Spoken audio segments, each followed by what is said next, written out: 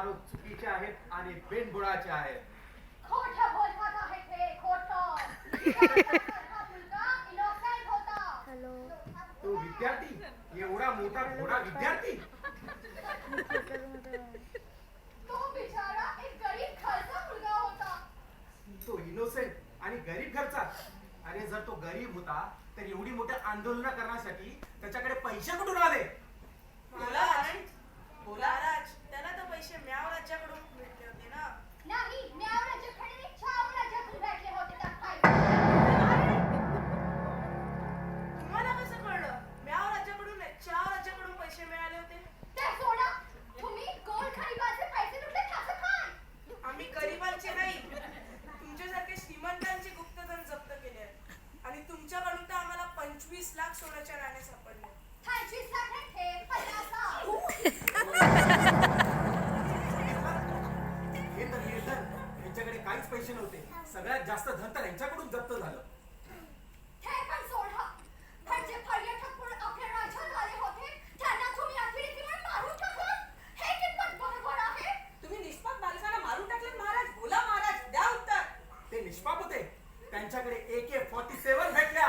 हे AK-47 नव्हतीच त्यांच्याकडे. त्यांच्याकडे हँड ग्रेनेड्स भेटले.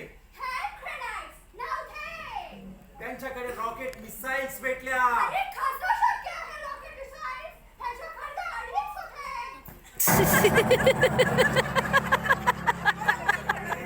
अडीच होते.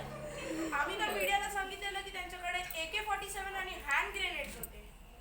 बघितलं जज साहेब, सत्तेचा लोभ यांना कोणत्या लेवलवरती घेऊन आला आहे ते.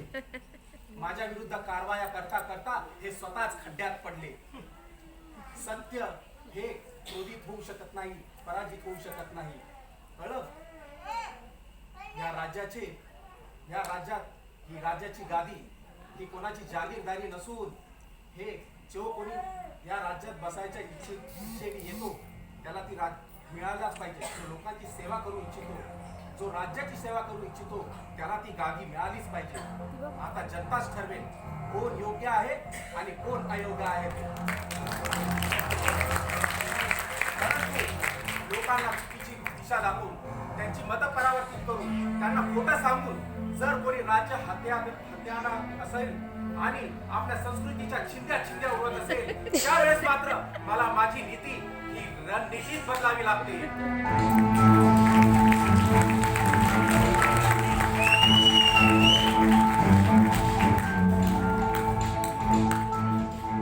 तर अशी ही उलटी गंगा आपल्या राज्यातही वाहते.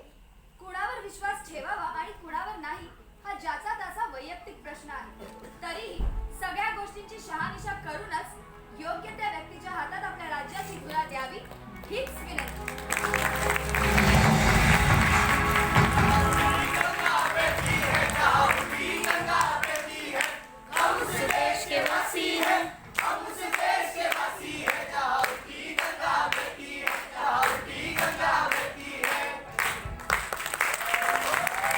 आपला विषय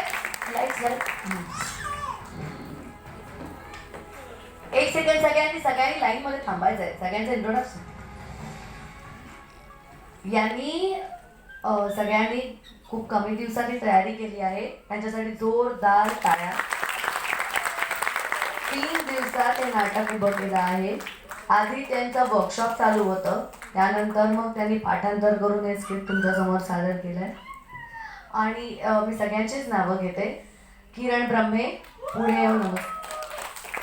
सोहम केलजी, संतोष केलजी, संगीता कराडकर, शंतनू जोशी, प्राची परब, शर्विल देशपांडे, पृथा, प्रज्ञा आणि दुष्यंत.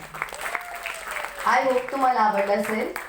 एक छोटासा विषय घेऊन आम्ही तुमच्यासमोर हे नाटक सादर केलं. याचा मुख्य उद्देश असा होता की आपण वोट केलं पाहिजे आणि आपल्याला हवंय तो माणूस जे काही पटेल तो आपण नक्कीच अधिकार आपला आहे तो बजावायला पाहिजे. थँक्यू. याच्या पुढे आपण डान्सेस सुरू करतोय. एका